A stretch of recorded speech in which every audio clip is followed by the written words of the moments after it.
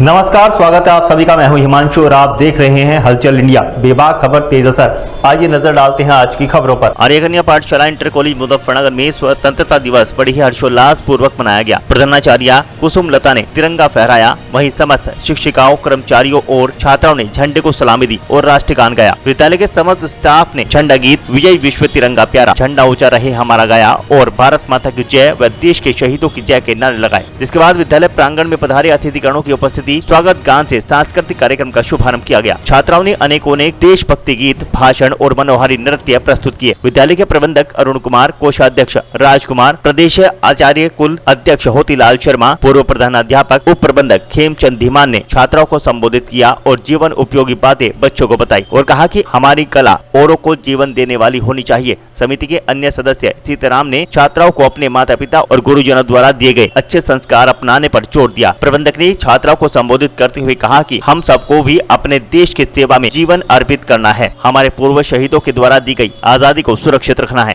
इसी के साथ छात्राओं को पुरस्कार प्रदान किए गए। प्रबंधक और प्रधानाचार्य ने विद्यालय में पौधारोपण किया। कार्यक्रम के अंत में प्रधानाचार्य कुसुम लता ने शहीदों को नमन करते हुए सभी का आभार व्यक्त किया और धन्यवाद किया। अंत में सविता देवी और शशि शर्मा के द्वारा छात्राओं को मिष्ठान का वितरण किया गया। मंच संचालन वंदना और प्रीति शर्मा द्वारा किया गया। इस दौरान कुमारी रजनी, सरिता दुबे, ममता, मीनू, छवि जैन, ज्योति, पिंकी देवी, मोहिनी पाल, सुदेश, सविता रानी, कीर्ति गोयल आदि समस्त विद्यालय परिवार मौजूद रहा।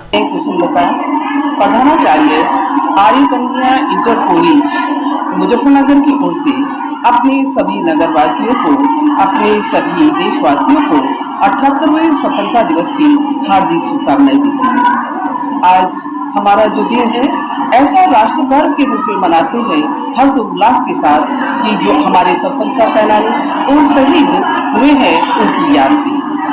उनका केवल हमारा लक्ष्य केवल यही नहीं होता कि हम उन आदर की केवल एक हर्षोल्लास के साथ मना करके विद्यालय से घर चले जाए।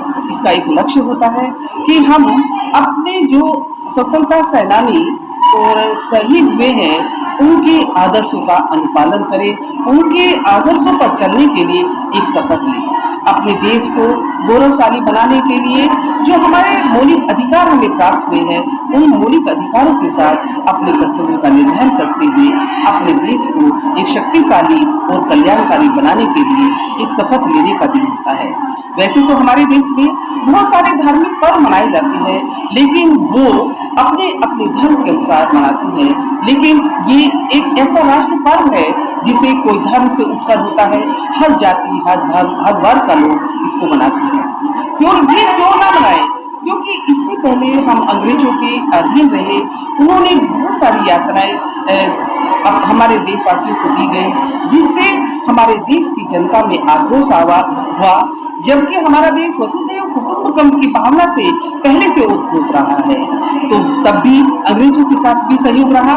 लेकिन जब उन्होंने यातनाएं देनी शुरू की, जैसे कि पेंशन छीन ली गई राजाओं की, उनके लिए जो उनके लिए सेना थी उन पर अपना आधिपत्य स्थापित कर लिया।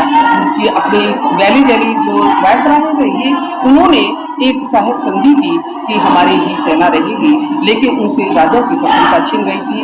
डलहौजी की हड़प नीति, ऐसे कुछ कारण रहे जिसके कारण हमारी जनता में आक्रोश होने से अपने देश को डोमेन, पहले तो स्टेटस डोमेन माना गया, लेकिन जब देखा कि डोमेन स्टेटस भी नहीं मिल पा रहा तो लाहौर नदी के किनारे पर हमारे जो बहाते रहे, जो पंडित जवाहरलाल नेहरू, मोतीलाल नेहरू, जो कांग्रेस जिनकी स्थापना AOU ने की थी, जिस कांग्रेस की स्थापना उन्होंने रावी नदी के किनारे पर अपने पूर्ण स्वराज्य की मांग की। क्योंकि पूर्ण स्वराज्य की मांग इसलिए जरूरी हो गई कि हम अपनी अभिव्यक्ति नहीं कर पाते थे, हम स्वतंत्र रूप से अपना जीवन निर्वाह नहीं कर पा रहे थे। तो जिसके लिए हमारी जनता ने इसको अपने देश को स्वतंत्र करने के लिए विभिन्न प्रकार के आंदोलन चलाए।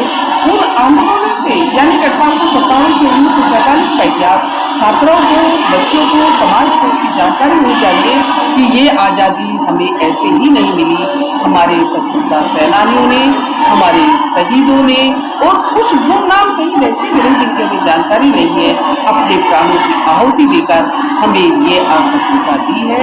आज उनको याद करने का दिन है, उनके आदर्श की शपथ लेने का दिन